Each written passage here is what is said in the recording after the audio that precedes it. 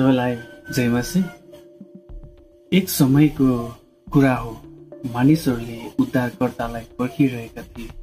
सबैले सोचेका थिए उहाँ राजा जस्तो आउनेछन्, सुनको मुकुट, सेनाको साथ, तेजस्वी रूप अनि शक्तिशाली स्वर। जब उहाँ आए, मानिसहरूले चिनेन।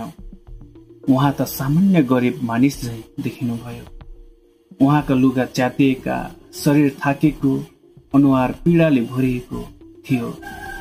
उहाँलाई देखेर मानिसहरूले आफ्नो मुख छोपिदिए। उहाँलाई त उनीहरूले हेर्नै चाहेनन्, उसलाई घृणित भने। हामीले उहाँलाई के मोलका गनेनौं भन्दै मानिसहरूले उहाँलाई अस्वीकार गरे। तर यस मानिसले अर्थात् यीशु ख्रीष्टले हाम्रो सबै पीडा, दुःख र पाप बोकेका थिए। हामी आफैले बोक्नुपर्ने दण्ड, हामीले सहनु पर्ने चोट, हामीले पाउने शर्म सबै उहाँले आफै लिइदिनुभयो। मानिसहरूले भने उहाँ परमेश्वरको न्यायमा परेर हिर्काएका हुन्, तर उनीहरूले बुझेन उहाँ त हाम्रो निम्ति छेडिनु भएको थियो। हाम्रो अधर्मको कारण उहाँ पेलिनुभयो। उहाँको पीडा हाम्रो शान्तिको मूल्य थियो।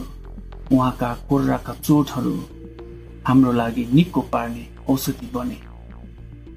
यो कुनै पनि साधारण कथा थिएन। यो प्रेमको सर्वोच्च त्याग हो। एक यस्तो प्रेम जसले आफूलाई पूर्ण रूपमा चढाइयो हाम्रो निम्ति, जसले उहाँलाई अस्वीकार गर्यो, हेप्यो र चिनेनौ।